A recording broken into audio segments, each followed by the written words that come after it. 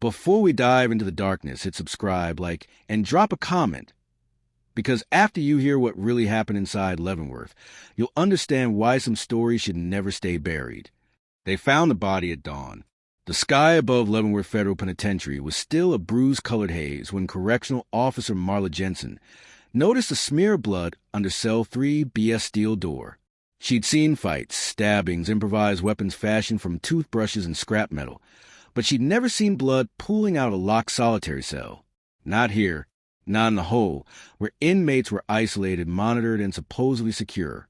But inside Cell 3B, inmate Raymond Razor Coyle lay sprawled across the concrete floor, eyes open, throat slashed so deeply the cut nearly reached bone. Coyle wasn't just any inmate.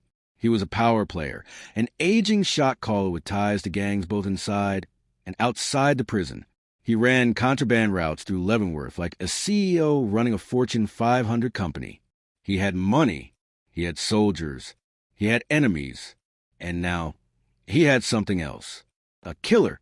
The wail of alarms tore through the cell block as Jensen stepped back, hand trembling around her radio. Within seconds, officers filled the corridor, ordering the unit into full lockdown. Metal doors slammed shut like thunder, sealing hundreds of dangerous men behind inches of steel. But for investigators, one question rose above the noise. How did someone murder a high-level inmate in solitary confinement? By noon, the FBI had rolled in. Leavenworth might have been a federal prison steeped in history and violence, but this murder, behind two locked doors, under constant surveillance, was different. It signaled a breach in the most secure part of one of America's oldest prison fortresses. Special Agent Daniel Rourke, a former Kansas City detective known for his relentless focus and unsettling calm, entered the crime scene without a word. His partner, Agent Lila Moreno, followed, notebook ready, eyes scanning every inch. Coyle's slit throat told one story. The rest of the cell told another. No torn sheets. No smuggled blade. No signs of struggle. And most importantly, no weapon.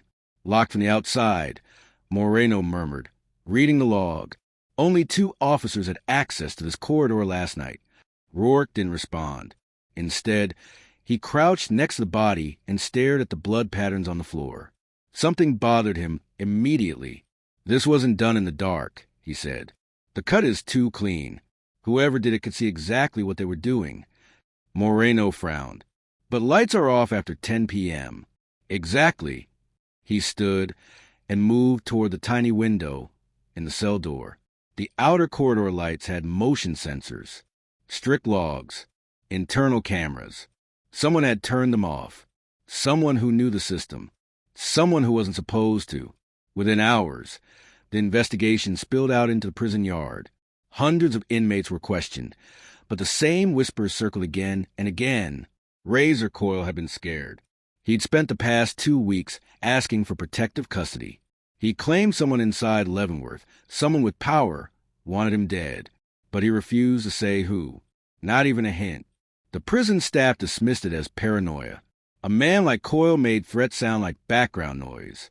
Now he was a corpse. As agents moved across the cracked pavement of the yard, 2 inmates caught Moreno's attention. They were sitting alone at a picnic table, back straight, eyes locked on the FBI team with unnerving focus. One was Marcus Slate Jenkins, a former Marine turned inmate after a botched bank robbery, left a guard wounded. Smart, calculated, dangerous. Beside him sat Elias Crow, a wiry man with a tattoo of a raven across his throat. Crow was a known informant, a survivor, and a man who always seemed to know too much. Moreno and Rourke approached the table. Slate spoke first. "You're wasting your time. Nobody here killed Razor." Crow smirked. At least nobody inmate sighed. Rourke's eyes narrowed. "Meaning?" Crow leaned back, voice low. "Meaning Razor crossed someone with keys." Moreno felt the first electric jolt of real danger. "Are you saying a staff member's involved?" "I'm not saying anything," Crow replied. "I'm just telling you what Razor said the last time I saw him. He told me, if I turn up dead, don't look at the inmates. Look at the people wearing the badges." Slate shot Crow a sharp look, something between warning and fear. "Careful," he muttered. You talk too much. Crow held his stare. And you don't talk at all. That's why you survive. Me? I prefer dealing in information. Rourke stepped closer. What was Razor afraid of? Crow hesitated, but only for a moment. He said he had something. Something big. Something he planned to trade for early release. He called it insurance. Evidence. Moreno asked. Crow shrugged. He didn't say. Only that it involved Leavenworth. Something rotten. Something buried. And who was after him? Rourke pressed. Crow looked away, voice suddenly tight. I didn't ask. Didn't want to know. Slate stood abruptly, casting a long shadow across the table. This conversation never happened. And with that, the two inmates walked off, leaving Rourke and Moreno staring after them. Back in the administrative wing, the agents requested logs, camera feeds, and officer schedules for the previous night. Captain Harris, a towering man with a perpetual scowl, slammed a stack of papers on the table. Take what you want, he said. But I'm telling you, none of my officers would risk their career to kill an inmate, even if the inmate had leverage. Rourke asked calmly. Harris's jaw tightened. Leverage? Razor said he had information. Moreno explained. Something he intended to use. Harris scoffed. Every inmate claims they're sitting on a gold mine. 99% of it is trash. And the 1%? Moreno asked. Harris didn't answer. Instead, he turned and walked away. But his silence spoke volumes. That night, Rourke reviewed surveillance footage in the darkened monitoring room. Hours of stillness. Officers pacing. Inmates locked in cells. A routine that looked peaceful, ordinary. Too ordinary. He replayed the footage again. At 2:17 a.m., for exactly 90 seconds, the video feed flickered and went black across 3 separate cameras. The same 90 seconds during which Coyle was murdered. Someone knew exactly when to strike and how to cover their tracks. But one detail stood out. Just before the cameras cut out, a shadow moved across the end of the hallway. A shape, a figure, not clearly visible, but undeniably there. That's not a glitch, Rourke muttered. That's someone who knew the blind spot. Moreno leaned closer to the screen. But who would risk killing a gang-shot caller inside a federal prison? What could be worth that? Rourke didn't answer, because he suddenly remembered something Coyle was famous for, keeping blackmail files. And not on inmates, on staff. As the agents exchanged a look, a CO burst into the room, breathless. You need to come to the basement, he said. Right now. Rourke stiffened. What happened? The officer swallowed hard. We opened the locked storage room, and what we found changes everything. The basement of Leavenworth wasn't designed for visitors. It was a half-forgotten maze of storage rooms, abandoned utilities, and suffocating concrete corridors where the echoes of footsteps seemed to belong to someone else. Most staff never came down here unless they had a specific reason. Tonight, the reason was a dead man in solitary and whispers of a cover-up. Special Agents Daniel Rourke and Lila Moreno followed the correctional officer down the stairwell. The air grew colder with every step, the hum of fluorescent lights growing louder, like an electric heartbeat pulsing through the walls. The officer stopped in front of the steel door at the far end of the corridor. A red tag hung from the latch. Emergency entry authorized. Rourke's hand moved to the handle. It resisted, then gave with a metallic groan. The smell hit first. Moreno froze. Bleach, she whispered. A lot of it. Inside, the room was nearly empty, just old storage racks, dusty file boxes, and a single folding table in the center. On top of it lay something that shouldn't have been there. A binder, thick, worn, locked with a metal clasp, and splattered with dried blood. Rourke stepped closer. Nobody touched this? Room was locked, the officer said. No one been down here for weeks. Keys logged to Captain Harris. Moreno exchanged a quick glance with Rourke. The same Harris who claimed none of his staff had anything to hide. Rourke opened the binder. Inside were names, dates, handwritten notes, pages printed from internal disciplinary reports, copies of contraband logs, incident summaries, even medical forms. Moreno's eyes widened. These are staff files. Rourke flipped through page after page, each one more damning than the last. COs taking bribes. Suspicious inmate injuries misreported as falls. Smuggled cell phones. Cash transfers. A surveillance schedule marked with red pen. Circles around specific nights, specific blind spots. And there, tucked between two reports, was a line that made Rourke's blood go cold. RC Insurance. If anything happens to me, this comes out. They know I have it. RC. Razor coil. This is what he meant. Moreno breathed. This is the leverage Crow talked about. Rourke nodded slowly. He wasn't bluffing. He was preparing. Moreno scanned the last few pages until she reached a section labeled Payments Received, and beneath it, Sergeant Mark Halvorson, Captain Richard J. Harris. Moreno whispered, Harris. Rourke closed the binder with a soft thud. This isn't just a corruption file, he said. It's a kill list. The agents brought the binder upstairs, but word traveled fast in a place like Leavenworth. Inmates sensed tension before anyone said a word. Staff watched them pass with guarded eyes. And Captain Harris, he was in his office. Where is he? Rourke asked the deputy warden. Off-site, she said. Sick leave. Rourke didn't respond. He didn't have to. They both knew Harris wasn't sick. He was running. In the yard, Slate and Crow sat on the same bench as before. But this time Slate looked tense, restless. Crow looked almost amused. Moreno approached. We found Razor's insurance. Crow tilted his head. And it implicates officers, she said, including Captain Harris. Slate muttered a curse under his breath. Crow smirked. Told you he had something worth killing for. Slate snapped, shut it, Crow. But Crow didn't. He leaned forward, elbows on his knees. Razor was many things, but stupid wasn't one of them. He knew Harris was dirty. Knew Halvorson was in too deep to ever climb out. Knew someone would try to shut him up. Moreno squinted. You knew about the binder. Crow shrugged. I didn't know where it was. Just that Razor bragged he had something locked up where even the rats don't go. Rourke asked who else knew. This time, Slate answered. Everyone who needed to, he said quietly. Word gets around. A sudden sound cut him off, a siren. Sharp, urgent, echoing across the yard. Dozens of inmates stood, instantly alert. Officers rushed toward the cell blocks. Rourke turned sharply. What now? A CO sprinted toward them. Agents! You need to get inside. Another inmate was attacked. Who? Moreno demanded. The CO swallowed hard. Elias Crow. The infirmary was chaos when they arrived. Officers held back angry inmates. Medical staff moved frantically, and on a stretcher lay Crow, pale, eyes barely open, a deep gash across his abdomen. Slate stood outside the door, fists clenched so tightly the knuckles had gone white. Rourke approached him. What happened? Slate's jaw tightened. He was jumped on the way back to his cell. By who?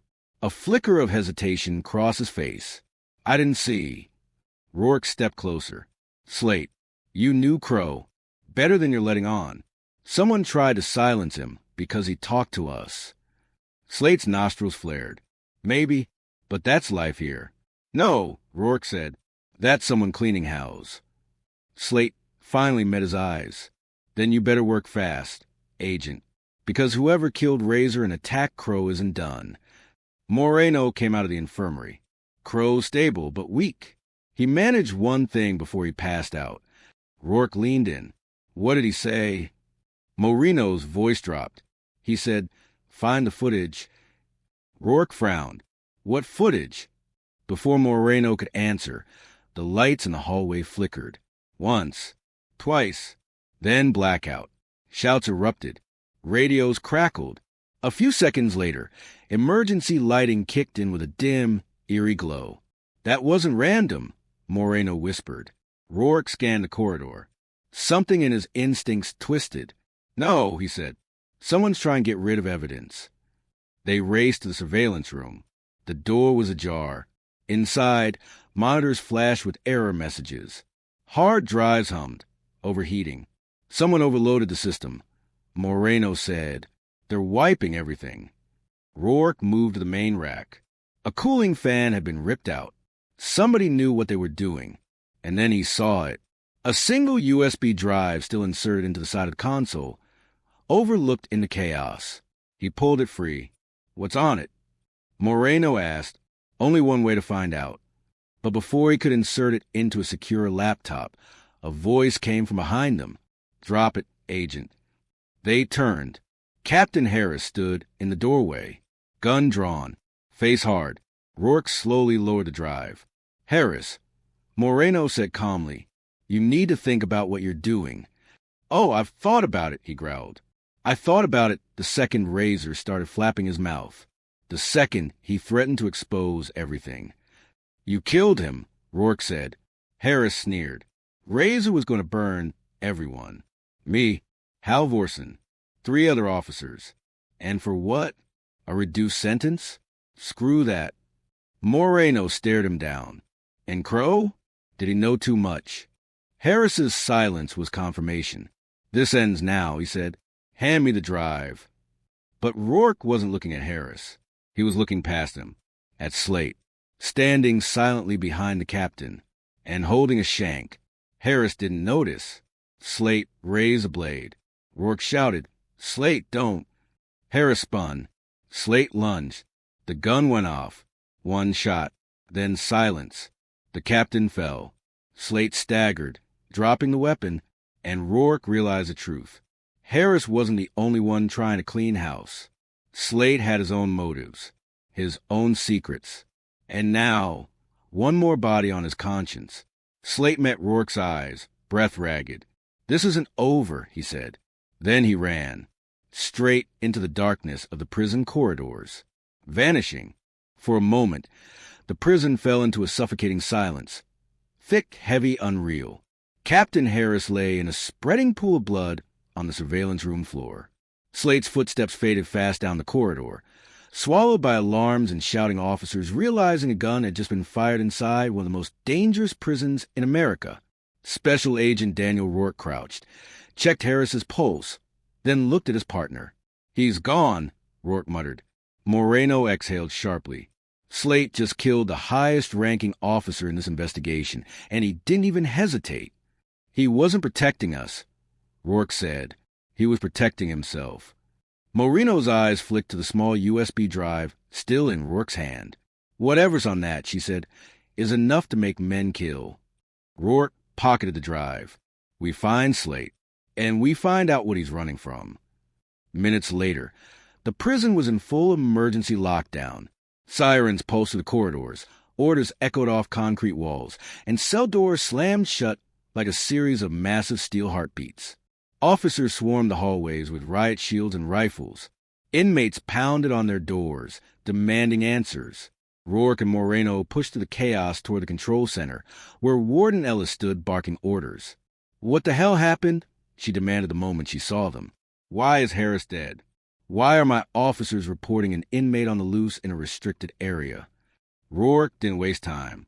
Captain Harris was part of a corruption ring inside Leavenworth. We believe Razor Coil was murdered to keep him silent. Elijah Crow was attacked for the same reason. The warden's jaw tightened. And Slate? "He witnessed too much," Moreno said. "We think he's tied to conspiracy. Maybe deeply." Warden Ellis straightened. "Then he's not just dangerous. He's desperate. And desperate inmates do stupid things." Rourke shook his head. "Slate isn't stupid. He's calculating. Whatever he's planning next, it's deliberate." Just then, a CO burst into the room, breathless. "We found something in the North Utilities tunnel. A message." "What kind of message?" Moreno asked. The officer swallowed. "Your names, written in blood." The Utilities tunnel was one of the oldest parts of Leavenworth. Cracked brick walls, rattling pipes, leaking valves. A perfect place for someone like Slate to disappear. The 3 of them, Rourke, Moreno, and a heavily armed tactical officer, descended into the narrow, dim passageway, flashlights sweeping across every shadow. Halfway down, the beam of Moreno's light froze on the wall. There it was, A streak of blood smeared across the bricks, forming two words. Fine Crow. Rourke felt something shift inside him. This isn't a threat, he murmured. It's a warning. Moreno frowned. Crow? He's an infirmary. Rourke stared at the message a few seconds longer.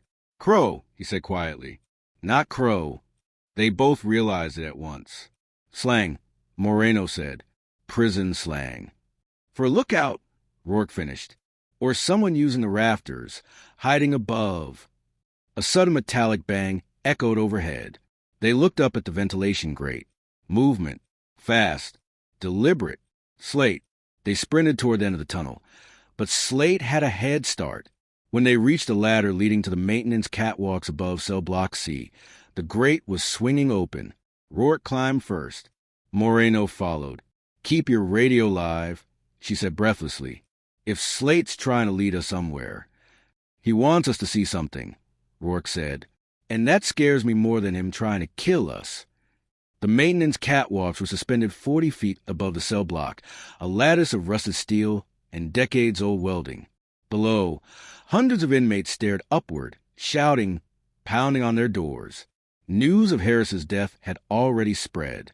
Slate stood across the catwalk, silhouetted by flickering lights. He didn't run this time. He raised a hand, motioning them forward. Rourke and Moreno stepped cautiously onto the narrow walkway.